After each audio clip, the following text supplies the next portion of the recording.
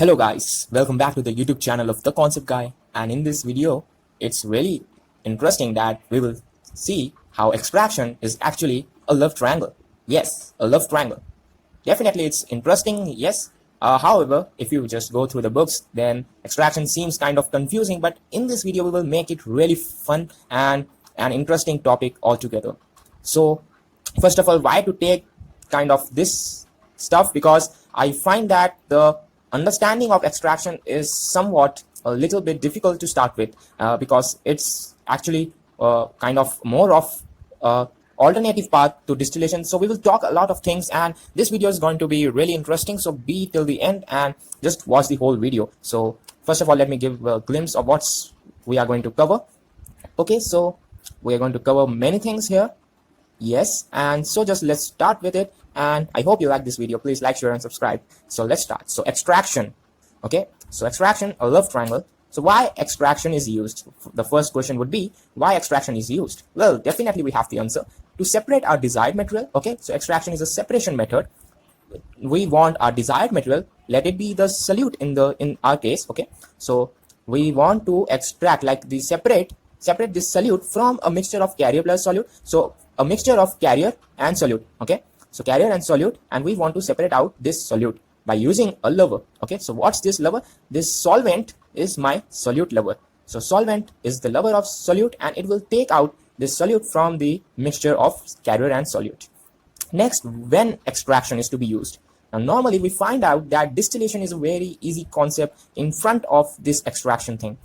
And so when distillation appears to fail, okay, when distillation appears to fail, like we are kind of designing the process and we find out that distillation doesn't meet our terms. So why it fails actually? So this is because of the reason that the volatility, okay, or the boiling point. So distillation takes in account of the difference in the boiling points, the difference in their volatility, like when will something become vapors, will be converted to vapors. Okay, so because the more volatile substance becomes vapor first, so we can actually separate the mixture into two parts or more parts depending on our need. So volatility difference is there in distillation but here we find out that distillation fails because there is no difference in this volatility or the boiling points of both carrier and solute.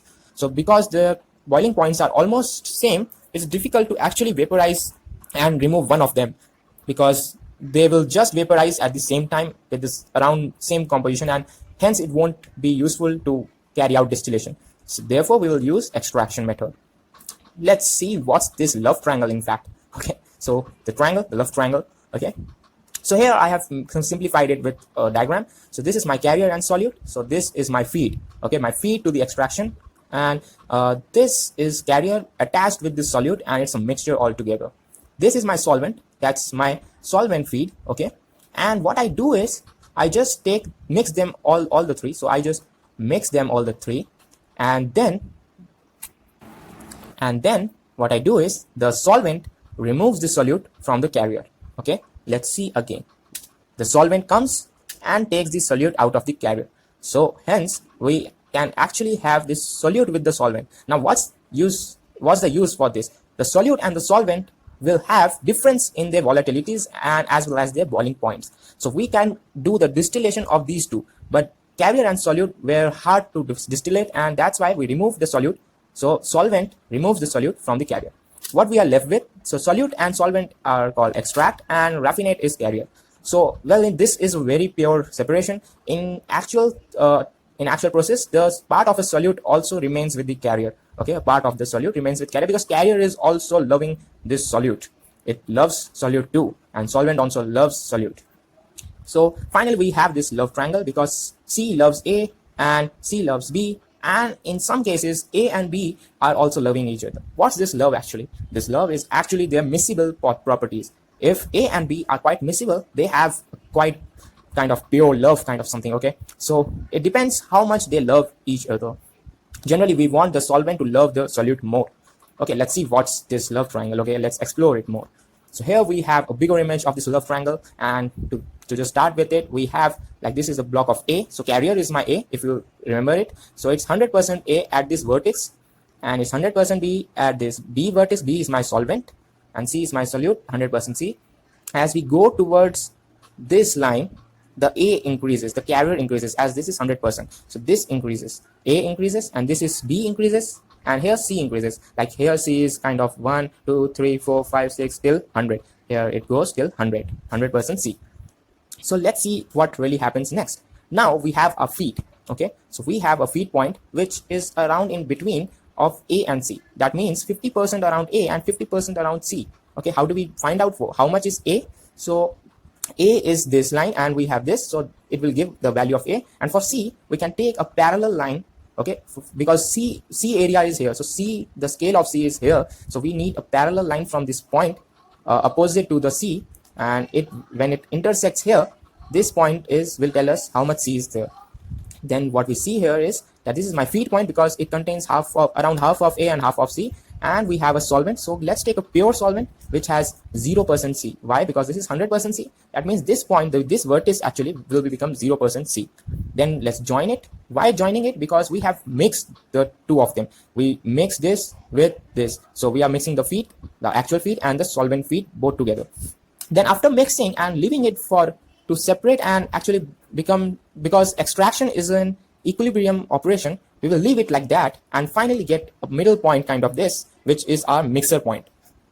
So what's this use? This is the mixed total point, like this mixes, and these are two extremes, and then finally it comes around this point, which is our mixing point. So at this point, the mixed product is obtained. Then this mixed point kinds of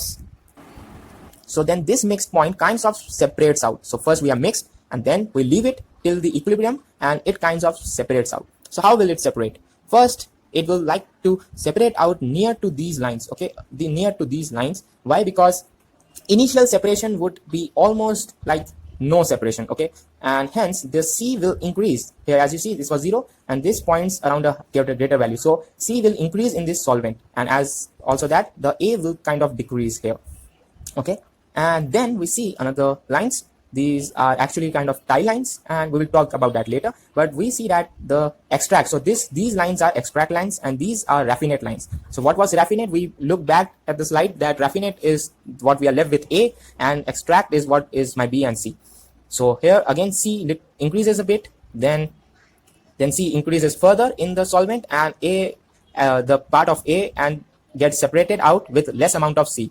And then we have this point which tells us that C has increased about a lot and the A has decreased more.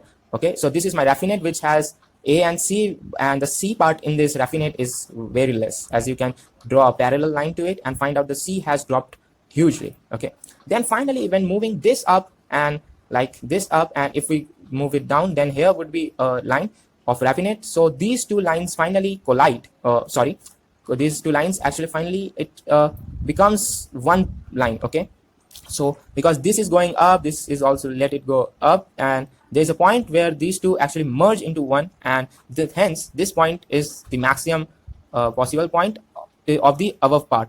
So here we have a graph around here, and this is something that will tell us what's the miscibility possibilities. Like the raffinate part can go up to here, the extract part can go up to here, and this point is called, this is the highest point, and this point is my plate point, which actually represents the equilibrium point where raffinate and extract meets. And this okay, let me go back.